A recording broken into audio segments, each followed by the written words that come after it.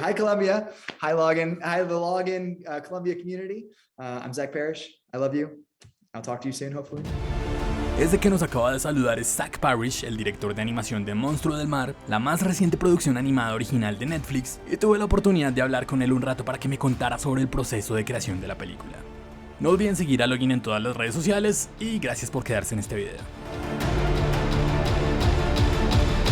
Okay, first of all, I wanted to ask you about the acting and the animation of the characters. I mean, in a pirate navy crew, there's definitely like a lot of personalities. Some pirates tend to be quite expressive, like, they laugh and they have fun. Some others are more like serious, and that gives us a certain balance in this interaction. Can you tell me about that acting process? The references you used and the way you get from there to the final movement dynamic of the characters?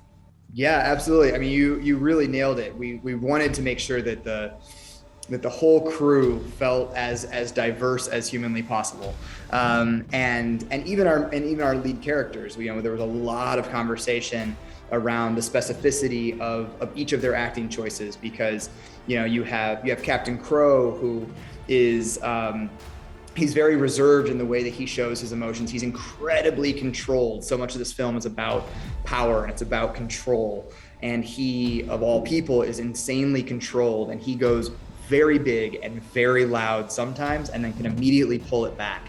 And so, we looked at of lots of characters who are really good, performers in that way, and that they can control their emotions very specifically, which almost makes him scarier in some ways. And then you have, Sarah Sharp, who is more the dignified, she is not in command, and so therefore, she has to keep her emotions in check. She's first mate, so she is an authority figure. So it was all about being restrained with Sarah and letting the smallest little head tilt or something like that say everything about the character.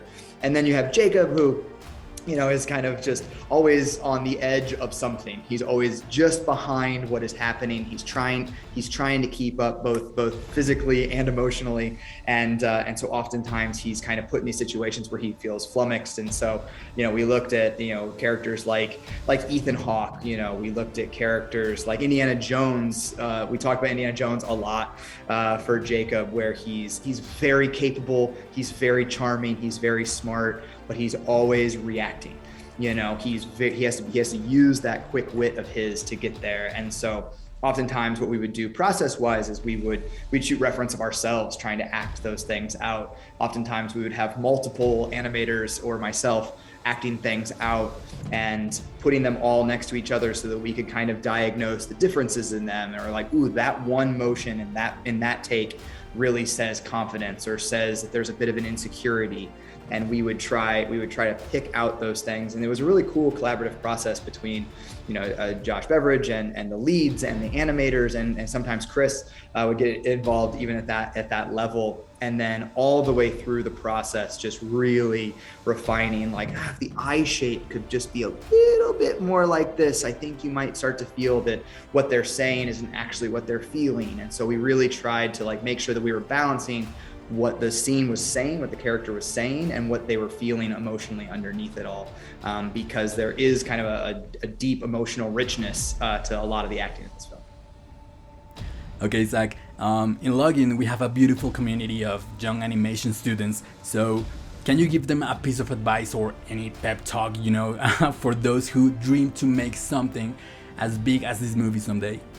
Yeah, absolutely. I mean, we were all there at one point, right? Like, it's, my gray hairs will tell you it's been a little while for me, but I think the biggest thing that I hear people say and that I really believe in is just doing more work, and be that drawing, be that working in the computer, be that whatever it is. I think creating art of your own, getting out into the world and observing is crucial, in my opinion. I often tell students that it's really hard to create life, because that's what you do when you're making animation. When you make films, you are creating life. It's the illusion of life, so to speak. And it's really hard to do that if you don't have one. if you haven't gotten out, if you haven't seen the world, if you haven't observed real relationships, if you're just watching TV and you're just imitating other people's interpretations of life.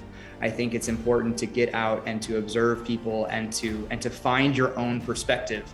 I think that we often forget that animation, film, it is art, and art is a perspective on the world. It's what you are trying to say about the world. It's not just moving characters around. It's why do these characters exist and what are you trying to say to the audience with these characters? And it's really hard to do that if you don't have your own perspective on the world and know what you're trying to say about that situation. And so again, in my opinion, it's about getting out, seeing the world, talking to people, talking to your family, and being exploratory of your own emotions and what you feel about the world so you can make good art.